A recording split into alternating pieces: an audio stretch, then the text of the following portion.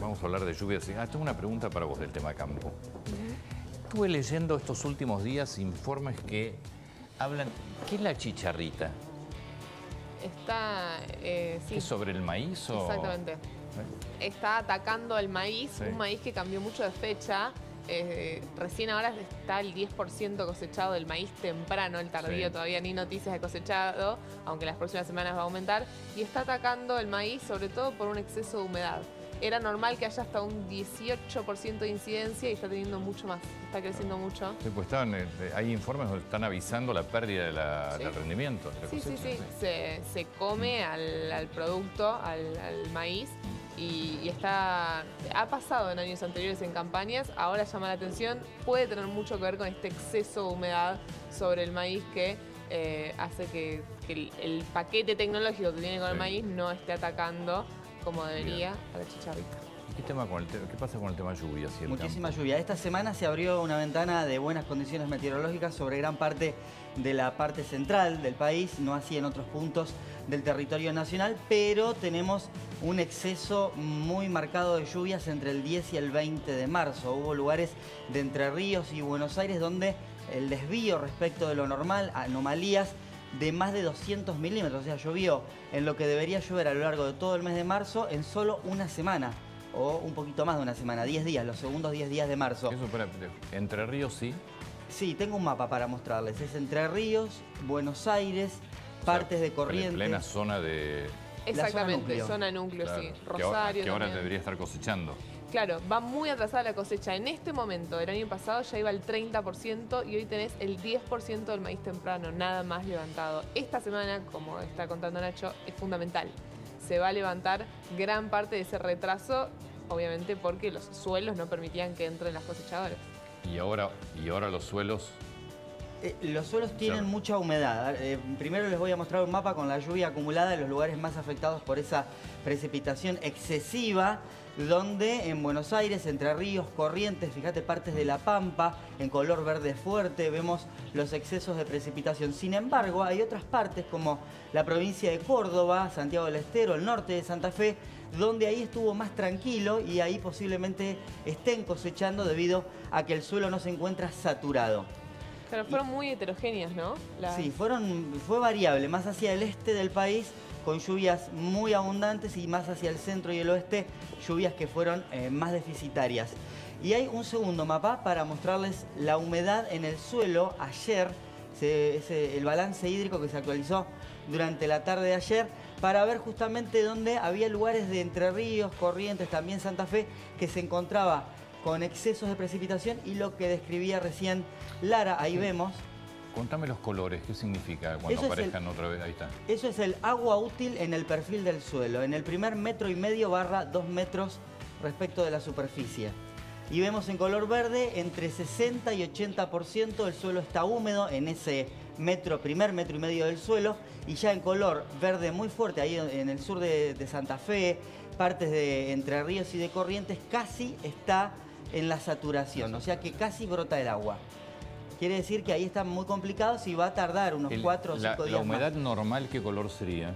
La humedad normal color amarillo. Color amarillo. Aproximadamente un 40-50%, como está Córdoba, partes de La Pampa y del sur de la provincia de Buenos Aires. Quiero decir que se abrió la ventana de buen tiempo hasta el próximo lunes y es probable que en la primera semana de abril tengamos otro episodio de lluvias que va a empezar por La Pampa y sur de Buenos Aires y después se va a empezar a extender hacia el noreste. O sea que promete más lluvias y bastante abundantes en gran parte del país.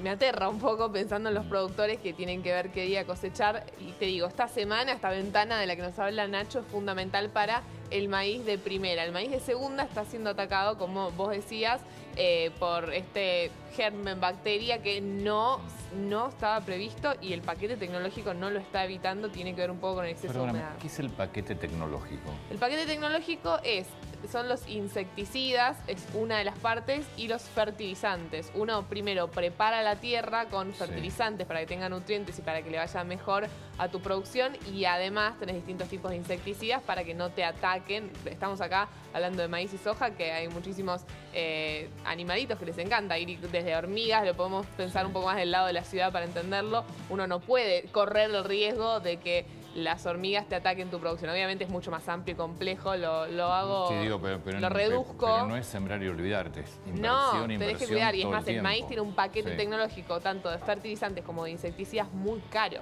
que es parte de todo lo que uno invierte por hectárea para después poder cosecharlo.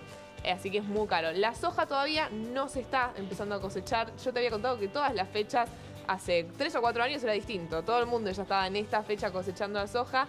Se han corrido un poco las fechas también por la sequía tremenda que vivimos los últimos 3 años.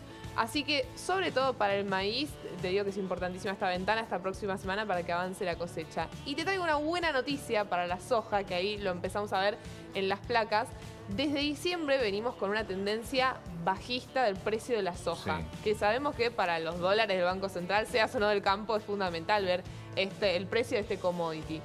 En los últimos 2 años el precio promedio de la tonelada de soja fue $530 por tonelada. Hoy está en 440, mucho más abajo de lo que tuviste los últimos 3 años. Claro, tuviste conflicto bélico entre Rusia y Ucrania que impactó muchísimo, y la pandemia, eso lo que hacía era que baje la oferta y que suba el precio. Cuando se estabilizan de alguna manera estos fenómenos, empieza a haber más oferta y empezó a caer el precio de la soja. ¿Qué está viendo ahora el mercado bueno para la Argentina? Está aumentando mucho en todo el mundo la demanda de biocombustibles. Brasil está produciendo muchísimo y se necesita mucho aceite de soja. La Argentina es un gran productor de harina y de aceite de soja. Eso obviamente aumenta la demanda del poroto de soja. Y eso hace ver que en los próximos meses, al aumentar tanto la demanda de aceite de soja, probablemente la soja vuelva a un sendero alcista. Además, Argentina prácticamente no consume aceite de soja, lo exporta. Totalmente, y encima tiene más valor agregado. Ganamos mucho más dólares por exportar aceite de soja que el poroto de soja, y somos muy buenos productores. Yo me acuerdo de soja a niveles, creo que debe haber sido el histórico, arriba de $600. ¿La tonelada? Sí. Sí, llegó a 620. ¿Y lo mínimo, te acordás? Porque me da la sensación de que, más allá que haya bajado 430, 440, sigue siendo un precio bueno. Sigue siendo un precio bueno. Por ejemplo, tendría que chequear exactamente el mínimo, pero durante el gobierno de Macri estuvo durante muchos meses a 280, 320 dólares la tonelada. Viste que está el chiste de la soja es peronista. En general, en gobiernos opositores al peronismo está muy baja. Ahora, desde diciembre, empezó una tendencia bajista, pero los grandes fondos de inversión que invierten en agro están viendo que la soja podría volver a una tendencia alcista. Muchas gracias.